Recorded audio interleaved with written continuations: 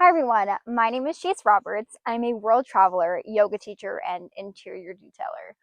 I'm still trying to wrap my mind around how I got here and what I'm doing. And quite honestly, I have no idea what I'm doing in my 20s. But this account is really just to show you that it can be whatever you want it to be.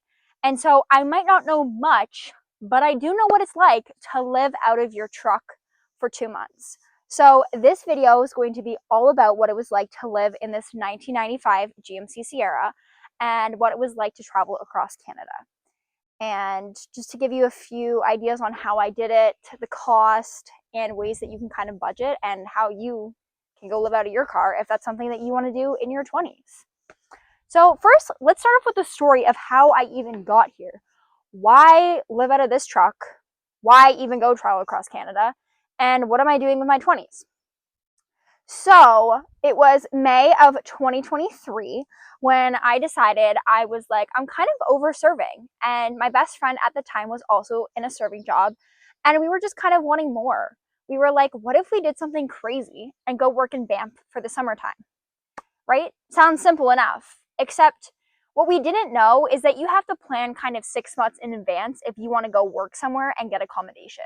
So we were kind of looking up for jobs and we didn't see anything that we really liked. And we applied to a few things and we were just kind of unsure, but we're like, we're going to do it anyways without having a job lined up. So we quit our jobs in May and decided that we would hit the road in June. That did not happen. This truck blew up and that was $3,000 later in repairs. So once the truck was sound, we started getting our supplies ready and what we needed because quite honestly, we knew nothing about what we needed to do for the next 2 months. So we first started off with building this bed. We picked up some wood from Home Depot and by the help of my dad, we were able to build this little platform here. And believe it or not, this is a king size mattress that we cut down to fit this bed, or we cut down to fit the back of the truck. So that's kind of our sleeping setup here, which is like, how do you sleep that close to the ceiling? I don't know. We just did. We just kind of were like, we want a comfy bed. So we went with this setup here. And so before that, I had to find a cap. So I found this cap for around $800 and we painted it red so it would match the truck. Very unnecessary step, but we got to look cool when we're traveling across Canada, right? So with that being said, we had our mattress all figured out, our sleeping quarters, but now we had to figure out how to fit everything in this little truck. So underneath here is where we kept all of our clothes, which I'll put in a few videos of the setup there. So we had 2 bins, one for each of us to put underneath. And then from there, this is all of our camping supplies, which we also bought a inflatable paddleboard because before this, we had 2 of the plastic ones, which were not going to work for this trip. So we bought ourselves an inflatable one. So all of this right here was the camping supplies that we fit into a little bin. I just have it all out to show you kind of some essentials we used along the way. So, of course, first up, we have our bear spray, and not just for bears, but also for people, because you don't know, 2 girls camping. Unfortunately, you never know what you're going to run into. Lantern and bug spray, of course. Lighters. You're going to need lots of lighters because we're always losing them somehow. Starting the fire. And so this is our camp stove here. It was just a classic Coleman camp stove. And this is what we did everything, cooking on it to make our food. Because when you're traveling, it's expensive to eat out. So we cooked almost at every campground to save money. And we honestly made some really great food. So here's all of the propane that we used while we were on our way. Definitely headlamps are so needed. We didn't get these till a little bit later on in the trip, but when you're doing stuff at night, need this. Some of the campsites were extremely buggy, and these are kind of ugly, but they saved our lives because the mosquitoes would get so bad. And realistically, this thing was not sealed properly because we did not care and we just wanted to do stuff cheap. And so there's definitely some nights where there was a lot of bugs until we hit out west of Canada when the bugs started to die down. Next up, we have all of our camping gear. We just honestly, whoopsies, we just bought this set. It comes with some pots, pans, plates, all that in this bin. And this is our bin that we washed our dishes in. So when we were at campgrounds, some places would have an area for you to wash your dishes in. sometimes they didn't. So we would boil water on our stove and then we would wash our dishes in here. And then we had an extra bin where we would put all of our gray water in, and then we would dump that on our way out. So that is one way of saving money, is cooking for yourself. And so we had 2 coolers the entire time. One was our dry cooler, like our pantry, and then the other cooler was ice and whatever we needed to keep cold. However, few lessons learned there. One time it did tip over somehow and spilled everywhere, so make sure it is secured. Second, ice can get quite expensive.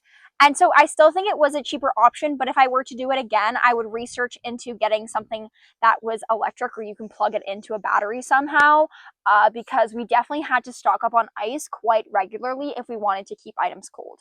So that is how we dealt with our food on the road. We did stop off at a lot of Tim Hortons if we were doing long drives. And so when we first started planning, I wanted to literally plan everything. I wanted to have every stop, every place, every campground booked. But realistically, that is exhausting, and your time doesn't always work out like that. Sometimes you're a little bit longer, or stuff happens. We blew a tire on the side of the road. That took us a few hours to get fixed. So it can be unpredictable. So that did not last very long, that idea, and we just started driving, and we took it day by day, and we figured it out as we went.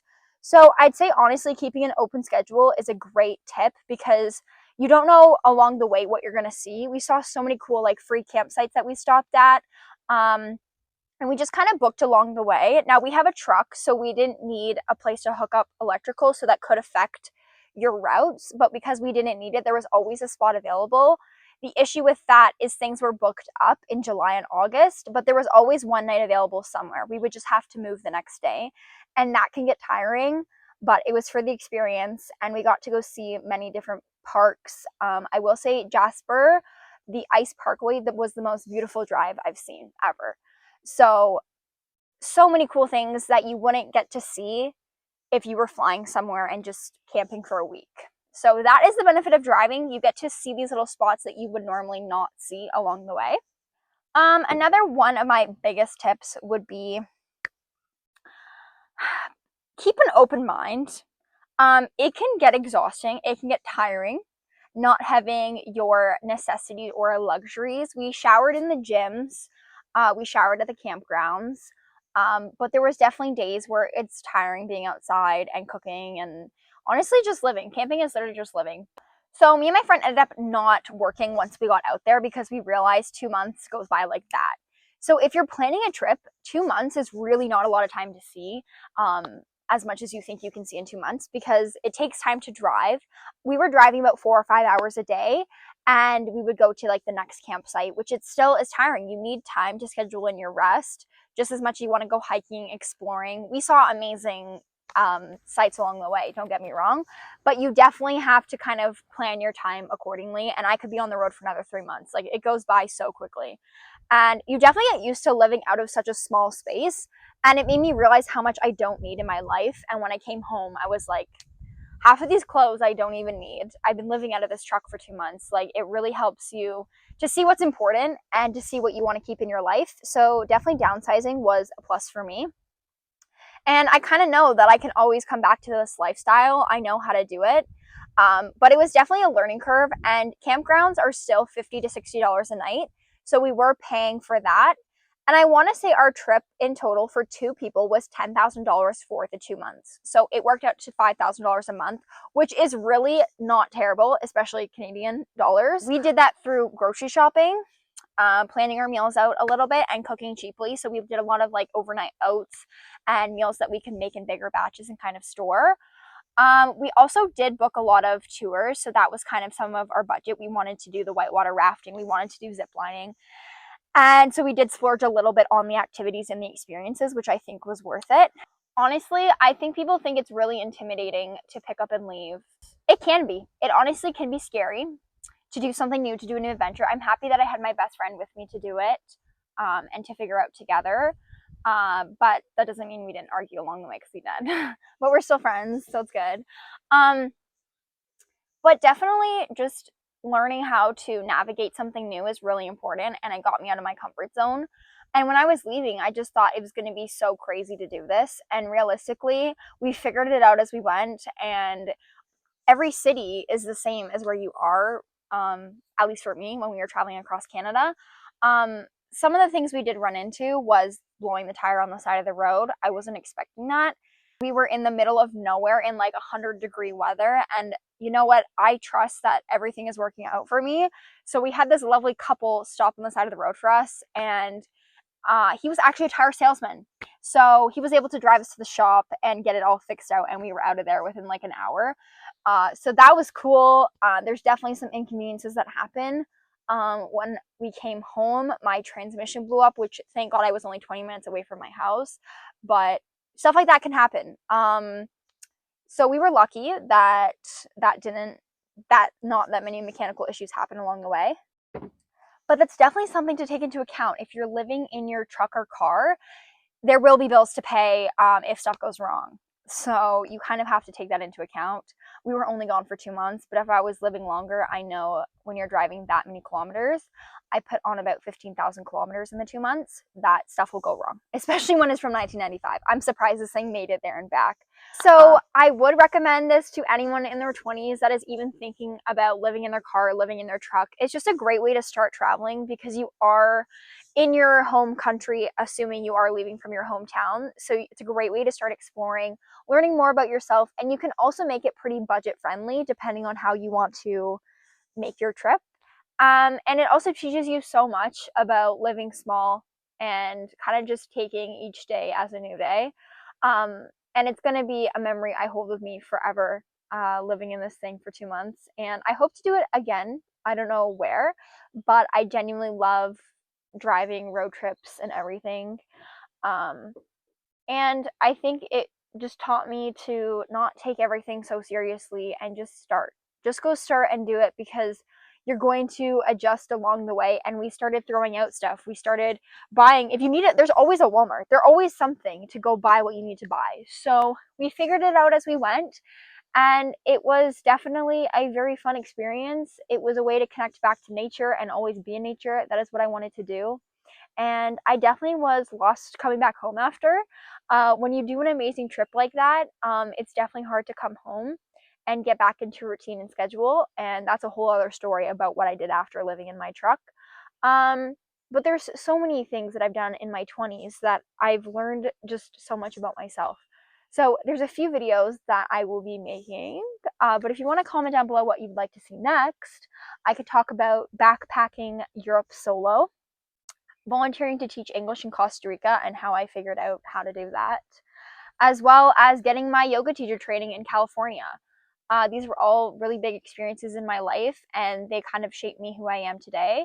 So I'm excited to share more about my knowledge on traveling and how I did what I did, and to maybe help some people out there that are lost in their 20s or want to make these big adventures and don't know how to start or where to start. And I hope I can give a little bit of advice to people who are wanting to do something fun. So thanks so much for watching. I hope you got a little bit of more knowledge about what it would be like to live out of your truck or your car.